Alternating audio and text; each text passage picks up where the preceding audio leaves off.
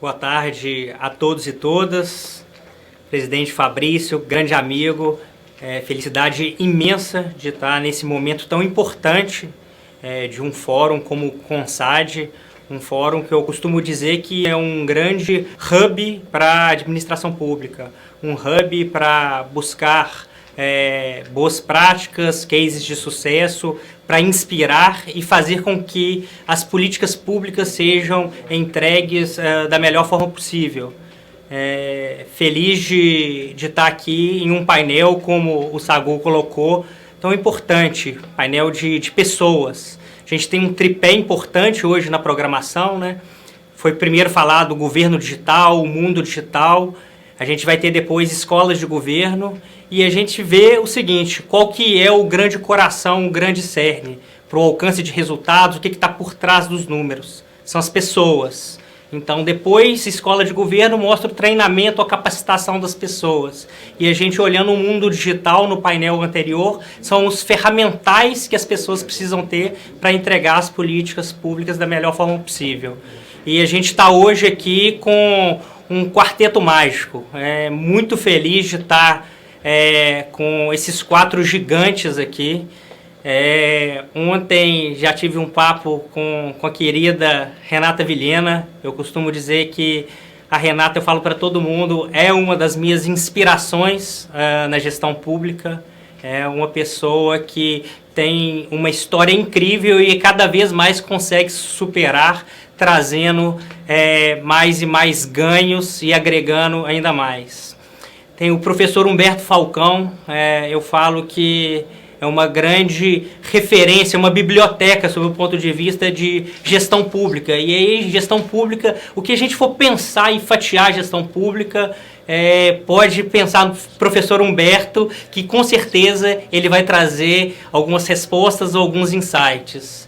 E 2 grandes representantes, eu agora fazendo esse movimento para o terceiro setor, como diretor no CLP, são 2 grandes parceiros, e aí o terceiro setor sendo uma alavanca importante que se precisa cada vez mais se aproximar da gestão pública, é uma relação de ganha-ganha, eu costumo dizer, que é o Eloy, um grande parceiro, um grande amigo, diretor executivo do República, o Eloy, de tempos de Minas Gerais, a gente já se conhece, e sempre um grande parceiro.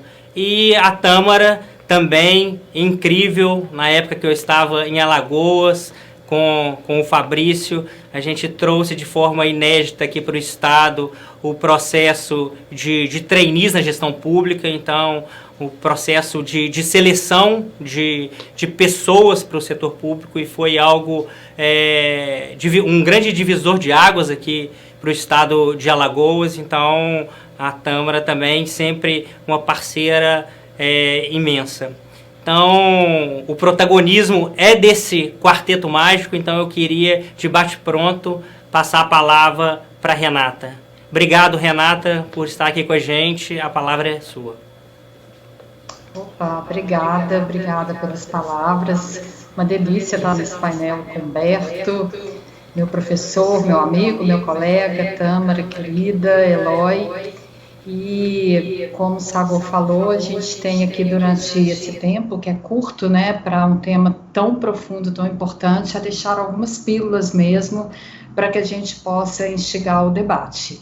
Eu vou tentar passar aqui uma visão mais geral do que eu entendo de uma boa política de gestão por pessoas, partindo do princípio que, para que nós possamos ter uma estratégia bem focada de pessoas, ela precisa de partir daquilo que a organização entende como os resultados que ela precisa de alcançar. Ou seja, o ponto de partida é a estratégia da organização. E quanto mais aderência à política de RH tiver a estratégia governamental, melhores vão ser os resultados. E para isso a gente tem uma série de instrumentos que nós podemos utilizar que vão fazer com que nós possamos estar promovendo o desenvolvimento das pessoas de acordo com o que a estratégia da organização necessita.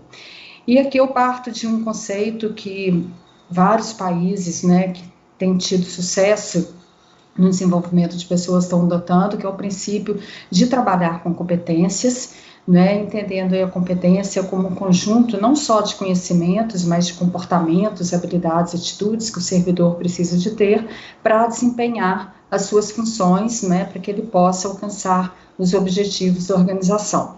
E a competência, eu vejo ela como o centro de todo o ciclo de gestão de pessoas, né? Desde o planejamento e atração, falando dos concursos públicos, infelizmente hoje os nossos concursos eles são só praticamente por conhecimento e título, mas eu acredito que no futuro e nessa discussão da reforma a gente possa agregar pontos como entrevistas, comportamentos, a entrada por processo simplificado, vários dos estados já adotam também entrevistas partindo dos comportamentos, das competências que são necessárias. Para a seleção de comissionado, você falou, Tadeu, né, do seu pioneirismo em Alagoas no processo, e a Tâmara vai falar sobre isso. E passando, né, do planejamento e atração, que é a entrada no serviço público, a gente vem com toda a parte de desenvolvimento, ou seja, focar a política de desenvolvimento de acordo com os gaps das competências que são identificadas no servidor, mas não só nos gaps, mas fortalecer aqueles pontos fortes também, porque o trabalho que a gente faz, a gente quer desenvolver as pessoas naquelas lacunas que ela possui, mas mais do que isso, a gente quer fortalecer para que a gente tenha aqueles pontos fortes, para que tenhamos cada vez mais talentos dentro da organização. E aí a gente tem uma série de instrumentos que trabalham com competências, como as trilhas, o plano de desenvolvimento individual, mas que o Humberto vai focar nisso. E vem uma terceira etapa que, para mim, é a mais importante, né, do processo, que é a avaliação com feedback, lembrando que a gente não deve trabalhar a avaliação somente como um processo burocrático, né, no final do ano, de preencher aqueles papéis por uma obrigação, mas sim inserida no ciclo de gestão do desenvolvimento, né, dando feedbacks permanentes, baseado em pontos reais mesmo, para que o servidor possa identificar aquilo que ele precisa de melhorar, né? E eu sei o quanto que é difícil na área pública dar e receber feedback, mas é importante que as pessoas, os servidores tenham claro que feedback, gente, é para melhoria, é para aprimoramento das pessoas, não é para criticar, não é para nada disso, né? É simplesmente para que a gente possa identificar, né, dialogar, aproximar, identificar aqueles pontos que precisam realmente de ser aprimorados e que vão impactar na política de desenvolvimento. E um quarto quadrante que é a retenção e engajamento, né? Aqui, além de cultura, clima, locação estratégica, eu queria me ater um pouquinho no tema da carreira, porque a carreira é um ponto importante para o engajamento de pessoas e é o tema desse painel também. Muito estamos discutindo, né, no Brasil sobre carreiras, inclusive a reforma administrativa já traz novidades sobre isso, a gente ainda não sabe o que vem ainda pela frente, porque vai ser por uma segunda e terceira etapa da reforma, mas o fato é que no Brasil a gente tem uma diversidade de carreiras muito grandes que são orientadas por órgãos, e isso causa uma fragmentação muito grande dessas carreiras, né? Nós temos às vezes carreiras com até atribuições semelhantes, mas elas são separadas para o órgão, inclusive criando uma dificuldade de estarmos transitando entre um órgão e outro por termos carreiras diferenciadas, causando uma fragmentação. Então, nós temos um elevado número de carreiras, né, com essas pequenas diferenças, e o fato de termos carreiras por órgão, isso gera um poder de barganha muito grande. O que a gente percebe é que aquelas carreiras que têm mais força, né, ela tem um poder de barganha primeiro, e elas chegam primeiro aí num tratamento diferenciado de benefícios, inclusive de tabelas salariais, de aumento, seja também nas promoções e na progressão. A gente tem uma estrutura de promoção e progressão que ela é descolada da complexidade No Brasil, praticamente, a gente tem os critérios que é por tempo de serviço e também de aquisição de novos conhecimentos, né, de cursos, capacitações que são feitos e algumas carreiras levam em consideração a avaliação de desempenho. E no caso dos cargos em comissão, eu acho que hoje a gente está avançando muito para que a gente tenha o provimento de cargos por critérios realmente que levam em consideração as competências, os comportamentos e também os conhecimentos que aquele determinado cargo precisa de ter. O fato é que para a reforma administrativa, como eu disse, a gente espera que venham inovações e a gente tem vários modelos que estão sendo estudados, né? O de Portugal, que passou por uma reforma recente, mas é uma referência interessante para o Brasil, e da Inglaterra, que é considerado hoje o melhor serviço público do Brasil. Né? Portugal, em 2008, ele passou por uma reforma muito grande, uma reforma que ela teve como grande motivação o ajuste fiscal, mas eles fizeram nessa lei de vínculos de carreiras e remuneração uma redução muito significativa, saíram de mais de 1.700 carreiras para 3 grandes carreiras gerais, que são aquelas que atendem no nível fundamental, médio e superior, e foram instituídas ainda cerca de 20 carreiras específicas. Nós temos relatos que hoje existe uma pressão muito grande para essas carreiras específicas, por mais que eles tentam resistir para não ampliar tanto esse número. E foi criado também um modelo de seleção para os dirigentes. Um ponto que eu acho bem interessante é que eles possuem uma tabela salarial única, e isso diminui esse poder de barganha, né, traz uma certa uniformidade entre as carreiras, e a progressão ela é feita por avaliação de desempenho, mas eles levam em consideração também o orçamento disponível, por conta do peso da folha de pagamento no orçamento. Então eles tentaram amarrar isso com um processo que, além da avaliação de desempenho, eles precisam também de ter essa autorização orçamentária. Falando rapidamente do Reino Unido, e se meu tempo estiver acabando, me avisa, Matheus. Como eu disse, é uma referência para a gente, apesar da diferença jurídica bem grande do Reino Unido, mas ele é uma referência em termos de prestação de serviço público, e eles possuem uma estrutura de carreira bastante diferenciada da nossa, né? Eles têm carreiras que são ocupadas por funções, mas também por posições, e eles têm um órgão central, como se fosse a Casa Civil, que analisam ali todos os processos de recrutamento e seleção. E os processos, eles são equilibrados também em termos de confiança e mérito. E as carreiras, elas são agrupadas em atividades, e a promoção também, ela obedece à complexidade. Então, não adianta ele só ter uma determinada competência, mas ele vai ter que ser... A competência, ela vai acompanhada da complexidade que o cargo requer. E eles têm uma outra forma de recrutamento, além dessa que é por processo seletivo, que são de contratos individuais, no regime, como se fosse o nosso regime seletista. Também possui uma tabela única de vencimento para diminuir essa pressão. E as promoções, como eu disse, elas obedecem à complexidade, e eles adotam também entrevistas baseadas em competência como uma forma muito importante para eles concederem todas as promoções e progressões. O que a gente percebe, para finalizar, no Brasil? Alguns caminhos em termos de gestão de pessoas que nós precisamos de percorrer. Em relação a recrutamento e seleção, eu acho que a gente incentivar cada vez mais ter um processo profissionalizado, que a gente leve em consideração o perfil de competências que o servidor, que o profissional que vai ocupar aquele cargo precisa de ter, né, introduzindo aí, ampliando esses processos seletivos, e a Tâmara vai nos falar mais sobre isso. E eu espero muito que no futuro próximo, o concurso público também, a gente leve em consideração esses outros critérios, né, que são de competências, além dos de conhecimento.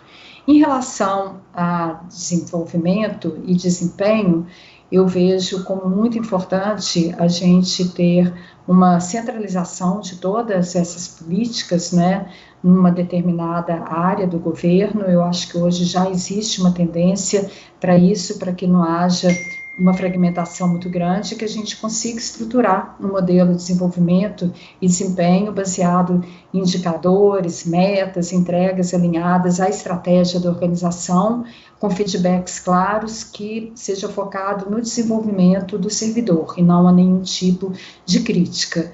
E que a gente possa também ter progressões e promoções muito vinculadas às responsabilidades, à complexidade, levando em consideração as competências. Em relação à carreira, eu vejo que a gente poderia se basear em alguns modelos, como português e inglês. Eu acho que a gente está caminhando para isso, claro que observando todas as especificidades que nós precisamos de ter, né, em relação à nossa legislação, à nossa cultura, mas que a gente consiga reduzir bastante essa quantidade de carreira que existe, evitar esse tipo de fragmentação, que a gente tenha uma flexibilidade maior para que haja uma mobilidade entre essas carreiras, e quem sabe até com tabelas unificadas, né, com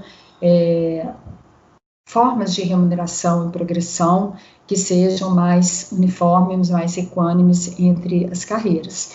E para isso a gente precisa de uma mobilização muito grande de atores estratégicos, e eu vejo o CONSAD como um locus muito importante para a gente trabalhar isso, porque reúne os secretários de administração e gestão de todo o país, já tem um grupo de trabalho focado em pessoas, e a gente precisa de aproveitar e explorar cada vez mais desse potencial do CONSAD. E aí eu paro por aqui, para que a gente tenha um tempo também de debate. Obrigada. Obrigado, Renata. Acho que você não trouxe algumas pílulas, não. Já trouxe uma overdose aí pra gente de insights. Pena que o tempo é curto pra gente conseguir discutir tudo.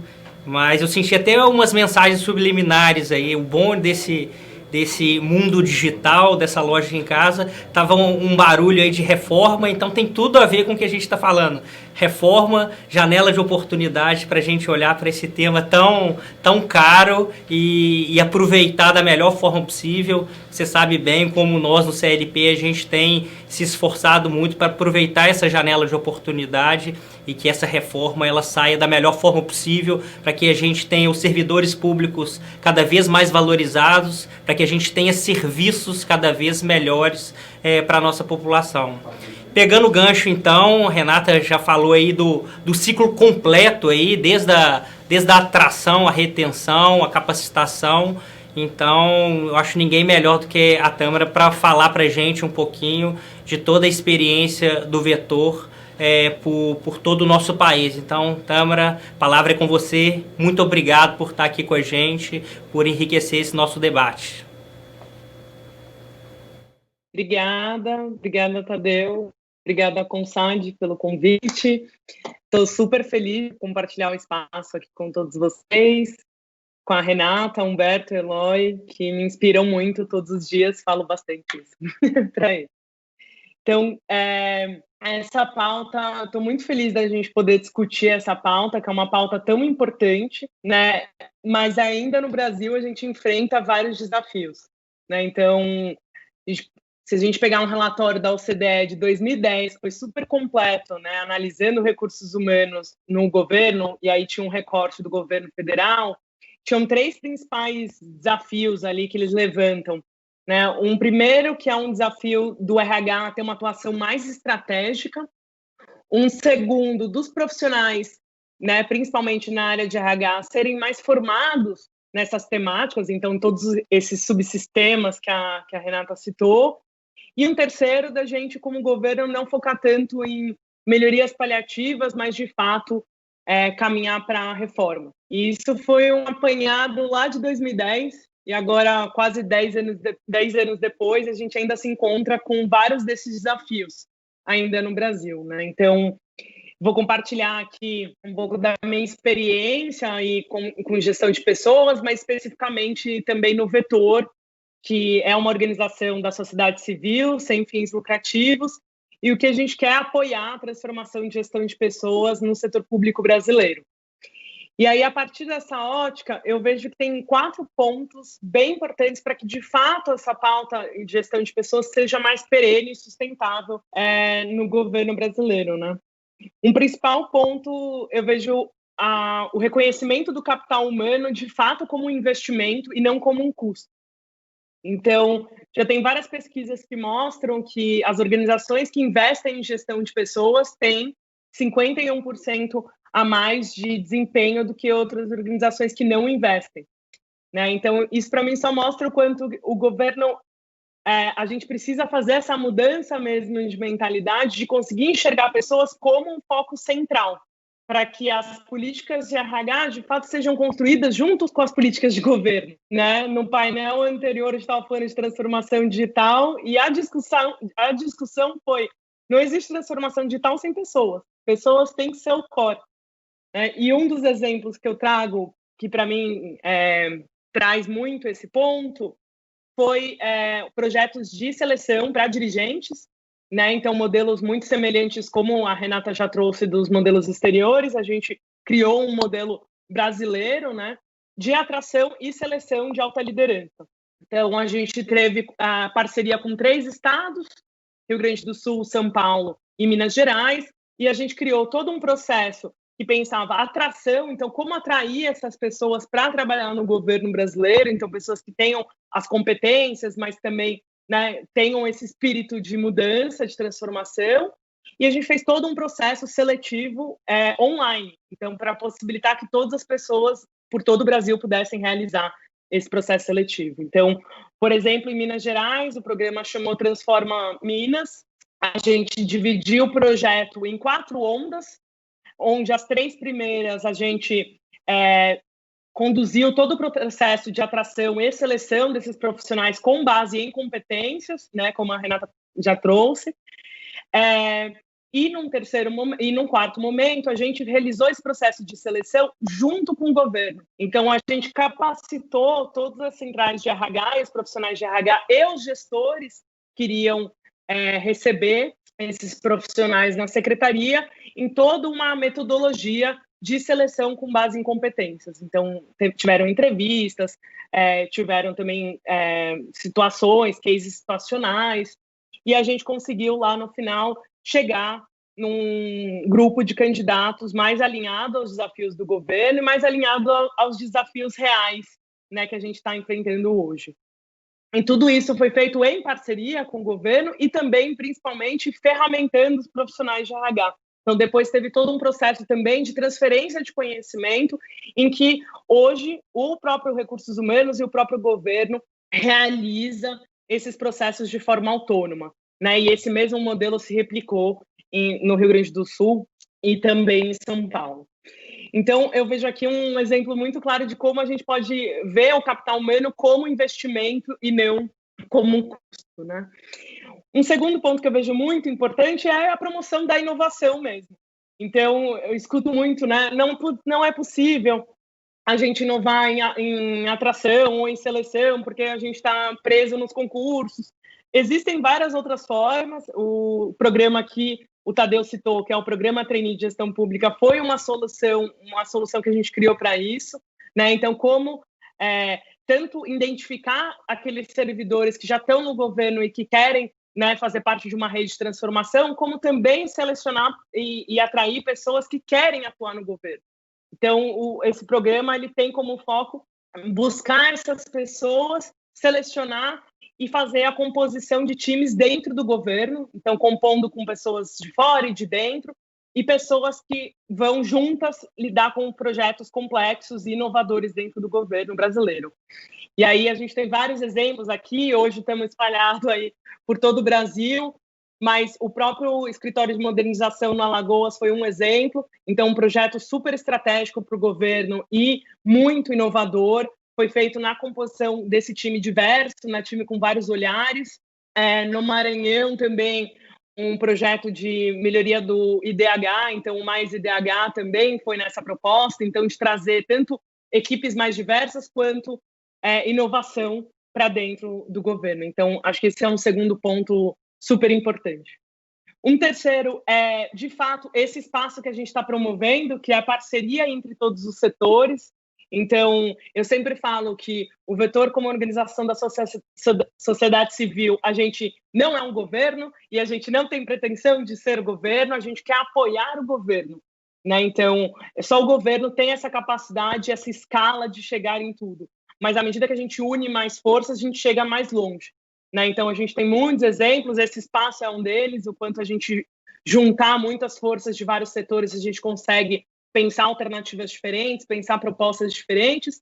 E outros exemplos aqui, talvez o Eloy traga, mas o próprio Prêmio do Espírito Público é um grande exemplo sobre a gente unir todos os setores para reconhecer os servidores e todo o trabalho que eles fazem.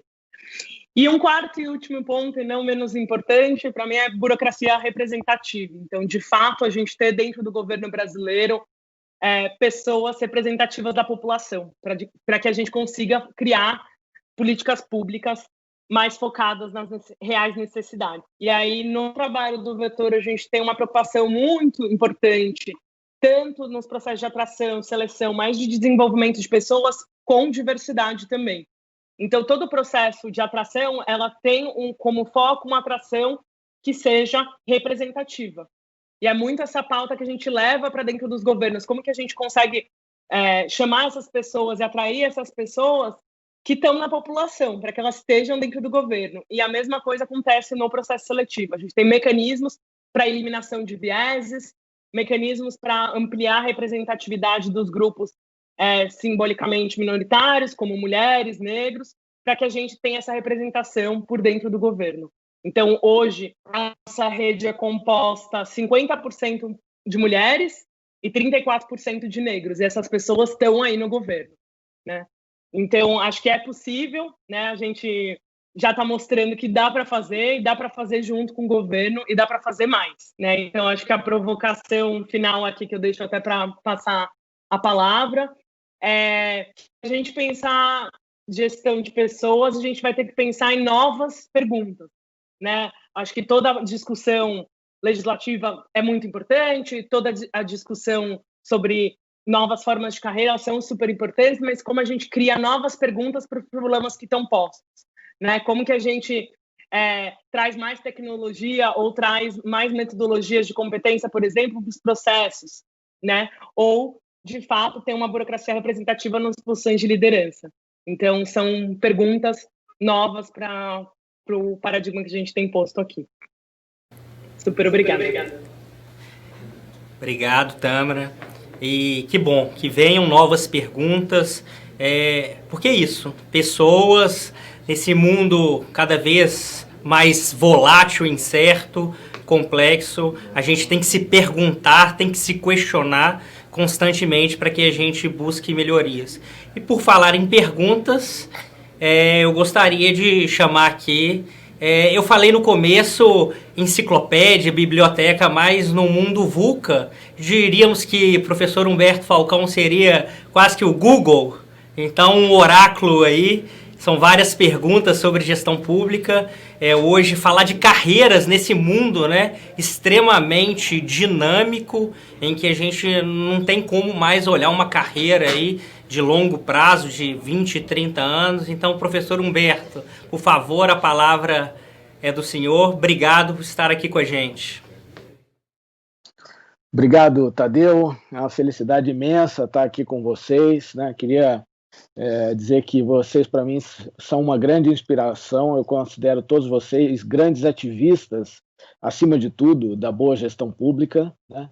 E também parabenizar o CONSAD por esse evento. Eu estava aqui tentando me recordar, eu acho que eu conheço o CONSAD desde que o CONSAD nasceu e sou testemunha do papel crescente que o CONSAD vem desempenhando na melhoria da gestão pública brasileira, principalmente dos estados, né? Ele é um espaço de resultados, ele é um espaço de conhecimento, ele é um espaço de boas práticas, é um espaço de inspiração, e o CONSAD cada vez mais assume essa característica de agência de melhoria da gestão, que é muito importante e valiosa para o Brasil, né? Eu acho que a minha apresentação vai dialogar um bocado com as anteriores, né, da Renata e da Tâmara, E eu queria dizer para você, Tadeu, que é muito menos do que você anunciou, tá certo? E, na verdade, a minha intenção aqui é muito mais provocar do que qualquer outra coisa, né? Então, eu preparei aqui uma pequena apresentação por uma razão simples, é que eu vou mostrar um quadro que eu não conseguiria fazê-lo de maneira totalmente em apresentação oral, né? Mas eu queria começar basicamente provocando sobre o próprio conceito de carreira, né? Então, se a gente olhar na literatura, a gente vai ver que carreira tem uma série de sentidos, é um termo que está sujeito a uma certa variação, profissão, ocupação, trajetória profissional, no sentido amplo, né? E a literatura enfatiza muito que a carreira seria uma espécie de elo entre o indivíduo e a organização para a promoção do desempenho. Logo já fica claro aqui que a carreira é uma série de mecanismos, vamos dizer assim, de induzimentos e contribuições para poder obter das pessoas o melhor que elas podem dar em termos de desempenho para a organização, né? No setor público, esse tipo de conceito ele sofre uma certa diferenciação e talvez uma das definições mais comuns é que carreiras são conjuntos de cargos afins, né, de mesma natureza, né, e que comportam níveis ou posições ascendentes de responsabilidade e remuneração, né? Muito embora haja carreiras assim muito distintas, carreiras de um cargo único, carreiras de vários tipos de cargos, né?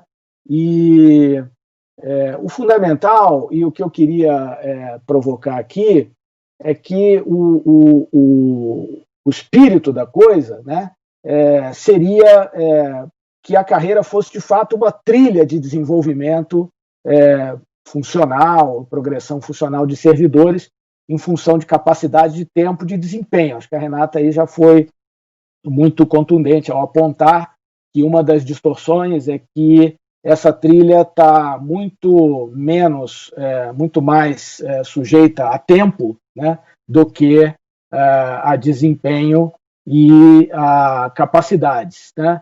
Eu acho que eu liguei alguma coisa aqui de legendas e que está gerando alguma distorção na minha apresentação, mas enfim, espero que vocês ignorem se tiver algum tipo de legenda em curso, né? Bom, o ponto principal é que o que a gente tem no Brasil é uma grande distorção dessa ideia de carreira, né? Não é uma ideia de carreira que proporcione, de fato, uma trilha firme na direção do desempenho dos indivíduos dentro das organizações que eles atuam, né? A começar por esse problema de que essa trilha não está menos baseada em desempenho e capacidade, muito mais baseada no simples ação do tempo, né? Então, há por trás desse conceito de carreira, né, e principalmente da maneira como ele é aplicado, uma lógica de estabilidade da função, quer dizer, você pressupõe que aquele tipo de atividade não vai sofrer mudanças substanciais ao longo do tempo, né?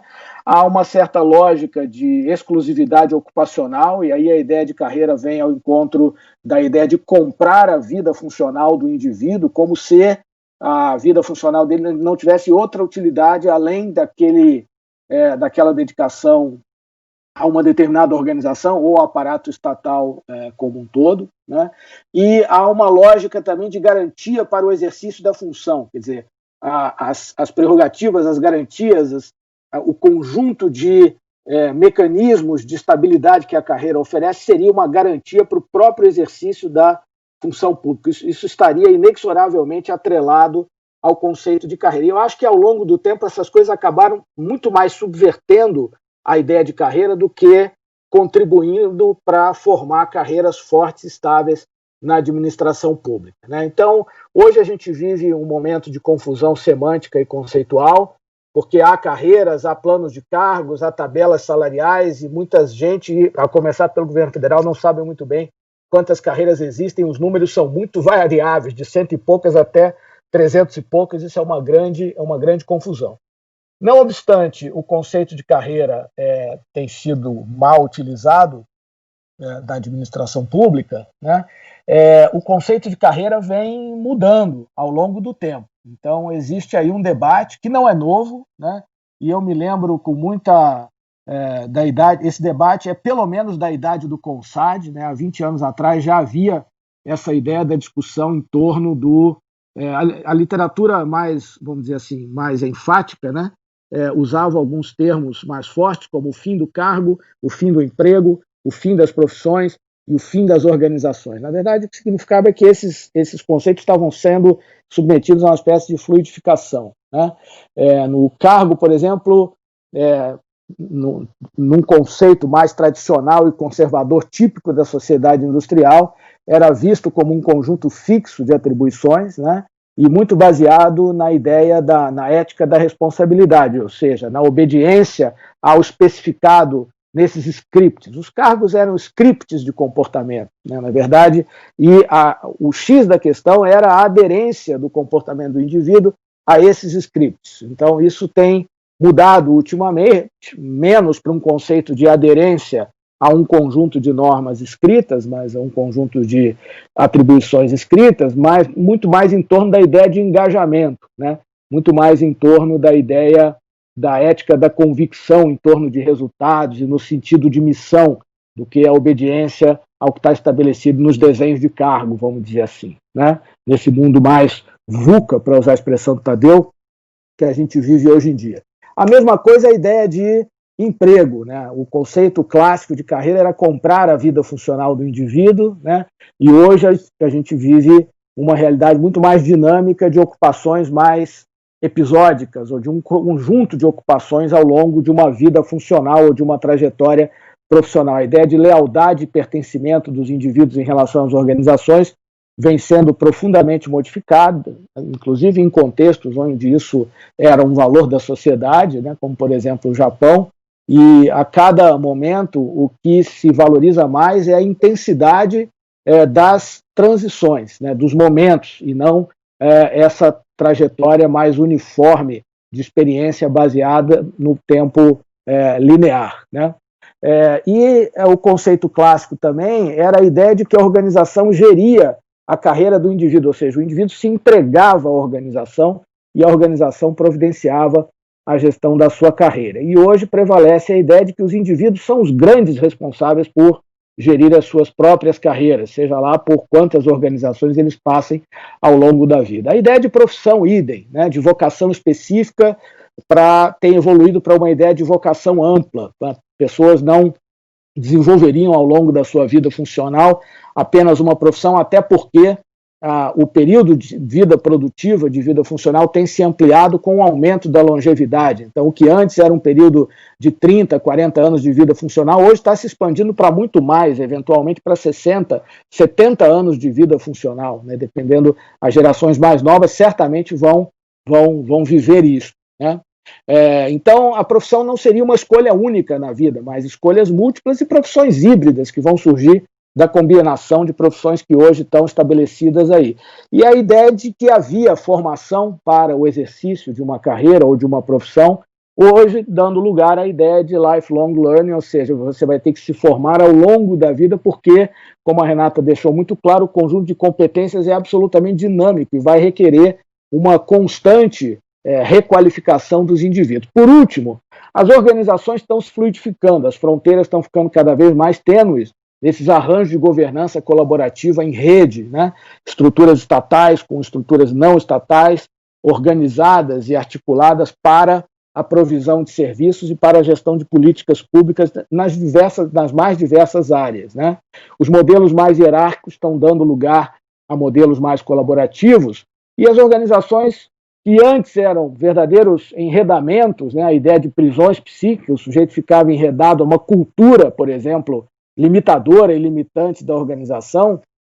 Hoje, as organizações são consideradas, ou esses arranjos transitórios são considerados mais campos pelos quais as pessoas passam, que como campos exercem determinadas forças e influências, né, mas que não são e não podem ser encaradas como limitações à expansão e à transformação. Então, assim, não obstante a gente ter utilizado um modelo distorcido da ideia de carreira, essa ideia de carreira vem se modificando ao longo do tempo, né? E a questão é o que a gente tem feito a respeito disso, diante desses novos horizontes, esses arranjos múltiplos de governança pública, que vão redesenhar o Estado. Na verdade, já estão. Essa transformação já está em curso e ela já está muito mais avançada do que a gente imagina, mesmo quando a gente discute a necessidade de avançar ainda mais, tá certo? O que precisa fazer é um ajuste do que restou, do legado do passado, a essas novas circunstâncias, porque ela vai requerer novas competências para as estruturas estatais que vão demandar desenhos típicos de carreira, né?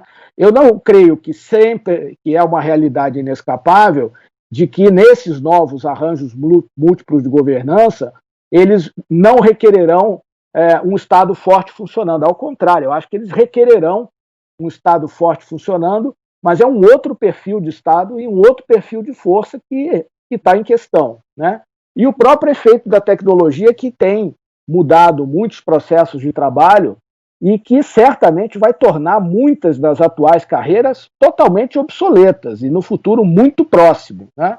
Na medida em que vários processos, e isso não apenas atinge os processos de trabalho no âmbito das estruturas estatais, mas isso atinge processos na sociedade, né? Processos de, por exemplo, transações econômicas, etc., que vão tornar várias carreiras muito diferentes em termos de necessidades e demanda, né? Então isso vai gerar, e isso já está gerando reconfigurações muito significativas da força de trabalho. Quer dizer, tudo isso está na base da necessidade da gente reinventar a ideia de carreira, né? E seja qual for a ideia com a qual a gente venha, colocá-la de cabeça para cima, obviamente, mediante distintos regimes e modelos, né? Essa lógica da estabilidade da função, ela se reduz, e isso clama, obviamente, por carreiras mais amplas, por carreiras mais dinâmicas, menos verticalizadas, mais horizontalizadas, mais multifuncionais, com cargos mais amplos, né? A lógica da exclusividade ocupacional se extingue, né? E a lógica da garantia do exercício de função, ela se relativiza, porque não dá para confundir as duas coisas, né? Uma coisa são garantias para o exercício da função, a outra coisa é o desenho das carreiras. Não é qualquer carreira com qualquer desenho que proporciona essa garantia, e a garantia não está necessariamente relacionada ao ingresso em uma carreira típica do setor público. As carreiras, elas devem ser mais horizontais, né, mais transversais, para melhorar a mobilidade e eficiência locativa, né? Mais flexíveis e em rede, não apenas modelos Y, mas modelos que prevejam várias outras alternativas e caminhos diferenciados, inclusive passando por fora das estruturas estatais. Entradas baseadas em perfis vocacionais, sobretudo, e não apenas em conhecimentos, da forma como é hoje. Uma permanência baseada profundamente em avaliação, né? E avaliação baseada em gestão do desempenho, né? O desenvolvimento baseado em competências dinâmicas para provocar e melhores entendimentos, atuações e toda a questão de valores, de alinhamento valorativo também, né? Uma remuneração baseada na valia relativa, isso não é simples, mas isso pode ser obtido, né? Essa é a grande questão do desenho dos planos de cargos, salários, benefícios, etc., né? Qual é a valia relativa das posições, né? Isso pode ser endereçado metodologicamente, cientificamente, não é ciência de foguete, é alcançável, né? Incentivos, e baseado em incentivos predominantemente não financeiros, muito embora os financeiros possam aparecer com muita cautela e com muita parcimônia, né? E isso vai requerer gestão de pessoas de verdade, né? Do século XXI, nos termos que a Renata e a Tâmara descreveram aqui, né? Isso é, ao mesmo tempo, um ideal possível, né? E realizável. Eu só mudar o meu slide, né?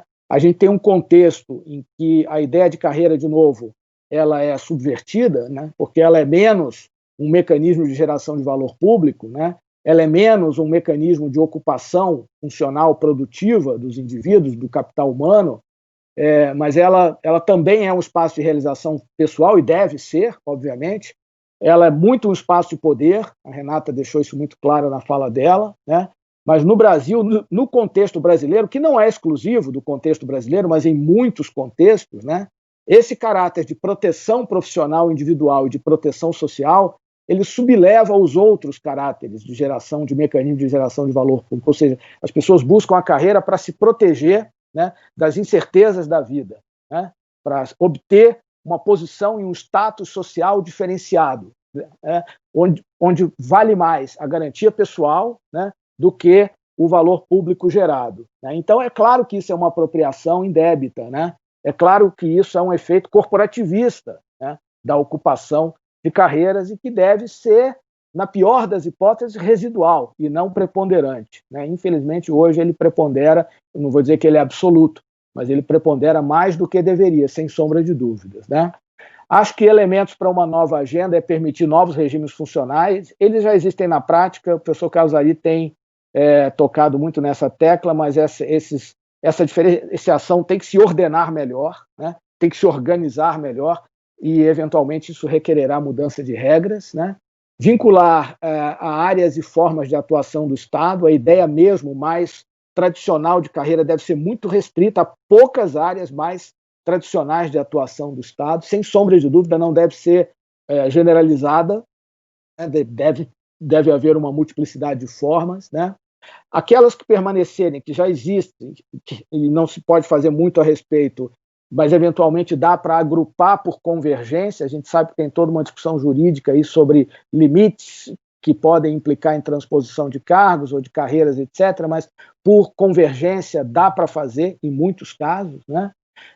Aplicação de réguas salariais únicas parametrizadas na sociedade também está na fala da Renata a partir da experiência lusitana, né? Eles fizeram isso em vários outros governos, Estados Unidos, Canadá, Nova Zelândia, Reino Unido, etc., fazem isso, tem réguas, de novo, baseadas na ideia de valia relativa das posições, e recuperar o mérito baseado no desempenho dos servidores. O que a gente tem hoje, em termos de carreiras, não é um modelo meritocrático, é um modelo profundamente desigual, é uma corruptela da ideia de carreiras. A ideia de carreiras precisa permanecer de pé em novas bases. É isso que eu queria deixar como mensagem. Muito obrigado pela sua atenção. Desculpem a apresentação atabalhoada, de ter sido interrompido no meio pela falha de comunicação, né? Obrigado, professor Humberto. Essa reflexão final aí é algo que realmente a gente precisa se aprofundar nessas discussões de reforma administrativa, na questão de desempenho, de avaliação e meritocracia. Realmente é assunto aí para a gente fatiar em vários momentos. Obrigado aí pela exposição, e eu gostaria de convidar o grande amigo Eloy, diretor executivo do República. Eloy, semana passada, brilhou mais uma vez, República como um dos pilares aí da coalizão por gestão de pessoas, colocando as pessoas no centro como um grande protagonista e lançando um movimento muito bonito de pessoas à frente na gestão pública. Então, mais uma vez, Eloy, te parabenizar, o evento foi incrível, a palavra é sua, obrigado por estar aqui conosco. Obrigado, Tadeu.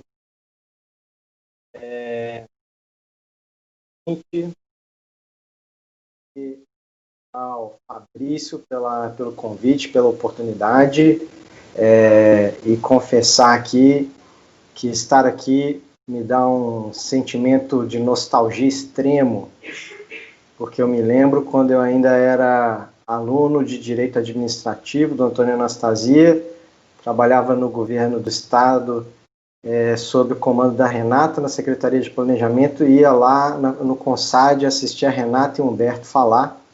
De vez em quando levava um paperzinho para apresentar também, mas principalmente eu ia lá aprender com a experiência deles. Então estar aqui me traz um sentimento muito bom. E também ao lado aqui agora da amiga Tâmara. Então, uma felicidade enorme estar aqui com vocês hoje.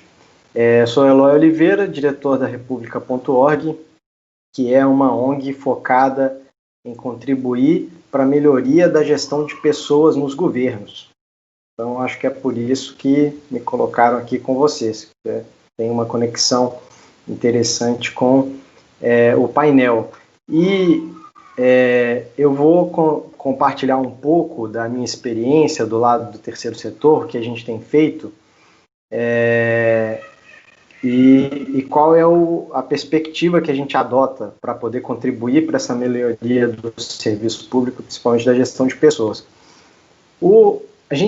Acho que o primeiro passo é entender que o terceiro setor não deve ter a aspiração, nem deve tentar, nem deve se arriscar a substituir o governo.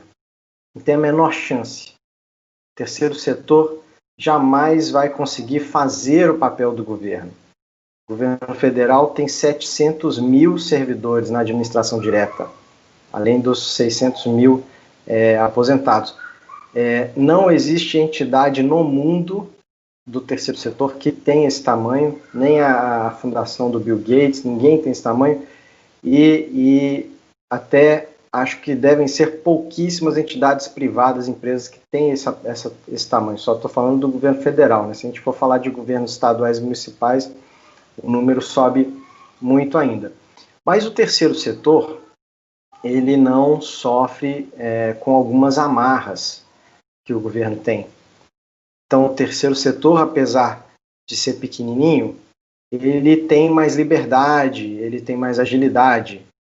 Tem um grande amigo meu que faz uma analogia maravilhosa. O governo é um transatlântico, é um navio enorme que carrega muita gente.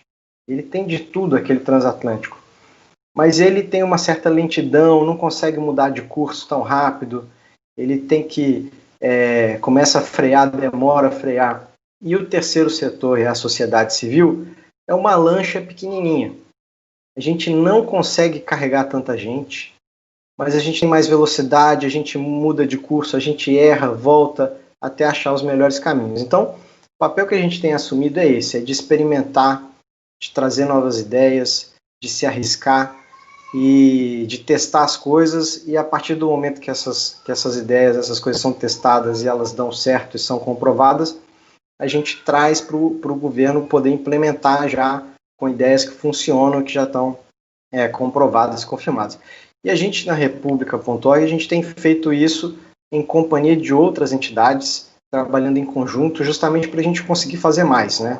A gente vem trabalhando num sistema de parceria com diversas entidades. A gente, há 2 anos atrás, criou uma aliança para investir nessa pauta de gestão de pessoas, junto com a Fundação Lehman, o Instituto Humanize e a Fundação Brava. Hoje essa aliança se chama Movimento Vamos, que a gente continua trabalhando, e a partir daí a gente pôde experimentar algumas coisas. Uma coisa interessante que a gente fez, e eu vou dar alguns exemplos do que a gente tem feito para tentar estimular esse debate e estimular essas mudanças na parte de carreiras e de pessoas dos governos. Uma coisa interessante que a gente fez foi estimular um ecossistema de cursos focados em gestão de pessoas para governos. A gente identificou que já existiam alguns cursos executivos de gestão de pessoas, mas não existia nada com um enfoque específico da área pública. E é importante a gente ter claro que a área pública e a gestão de pessoas da área pública, ela tem as suas características próprias. A forma de entrada é diferente da iniciativa privada, os mecanismos de incentivo são diferentes, a progressão na carreira é diferente. Então, há sim a necessidade da gente ter um enfoque especial para esse tema. E a gente conseguiu provocar 3 instituições com bastante experiência a criar esses cursos e oferecer esses cursos. São o INSPER, a Fundação Dom Cabral e a Fundação João Pinheiro. Então, esse foi um exemplo desse papel nosso de experimentar, de tentar. Tem servidores de 15 estados atualmente participando desses cursos. Uma outra coisa interessante que a gente colocou em prática foi de testar uma seleção profissional para cargos de livre nomeação. A gente foi falar com 7 estados diferentes para propor da gente ajudar esses estados na seleção para cargos técnicos que são de livre nomeação, que não são cargos de concurso público, para fazer uma seleção bem embasada, aproveitando um pouco das técnicas que vêm da iniciativa privada, mas adaptando para a realidade da iniciativa pública, e oferecer currículos para que as pessoas fossem selecionadas tendo certeza de que elas tinham o conhecimento e as habilidades e a experiência mínima para exercer aqueles cargos. A gente fez isso em 7 estados diferentes e mais de 600, foram selecionadas pessoas para mais de 600 vagas. E agora a gente está sistematizando esse conhecimento, tudo que a gente aprendeu nesse processo, para fazer manuais que podem ser implementados, que podem ser usados pelos próprios governos estaduais. Então, mais uma vez, a gente não quer substituir o Estado, mas a gente quis testar essa lógica, organizar, e aí agora a gente entrega para os estados, já está tudo organizado aqui, vocês sabem qual que é o pró, qual que é o contra, o que dá certo, o que pode ser melhor. Um outro exemplo legal, que foi até mencionado pela Tâmara, que a gente também participa junto com mais de 30 organizações, é o Prêmio Espírito Público, que foi essa ideia também, essa necessidade de achar formas de reconhecer e valorizar os talentos do serviço público. Muitas vezes, e quem trabalha na área pública sabe disso, a gente num dia a dia que exige muito da gente, né? Ou você está descascando abacaxi ou você está apagando incêndio.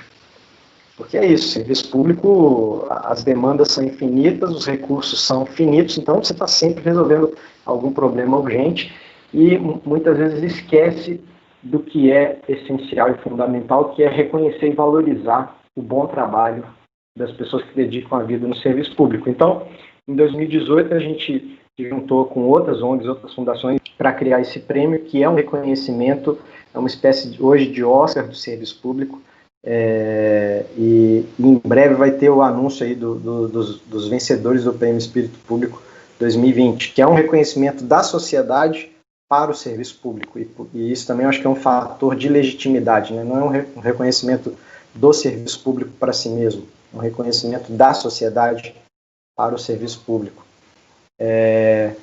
Uma outra iniciativa que eu posso mencionar e que o Tadeu disse no início da apresentação, a gente participa ativamente dessa coalizão que se chama Movimento Pessoas à Frente, que é justamente uma reunião de entidades, de pessoas físicas, Consad está lá no meio também, o Fabrício, o Tadeu, o CLP, todo mundo, a Renata, o Humberto.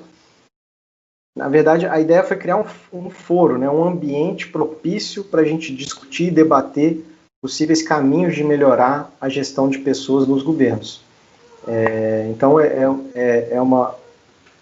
acho que quando essa iniciativa vem da sociedade também, ela tem uma legitimidade diferente. Se fosse um governo organizando um ambiente para discutir a melhoria de gestão de pessoas, talvez ele ficaria ali muito influenciado por pressões de entidades, e quando vem um movimento assim maior da sociedade civil, a gente tem uma certa neutralidade para discutir esse tema.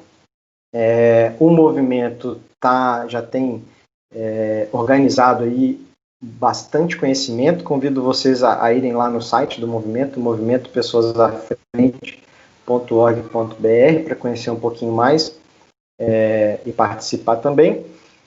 E eu fico por aqui. A República.org, nos pouco mais de 4 anos de existência, já apoiou e trabalhou em mais de 100 projetos, então se eu for falar de tudo eu vou ficar aqui a tarde inteira, mas acho que isso aqui deu para dar uma overview e conectar um pouco com a fala da Renata, da Tâmara e do Humberto sobre o nosso painel. Muito obrigado. Obrigado, Eloy. E aproveito para agradecer novamente a esse quarteto mágico.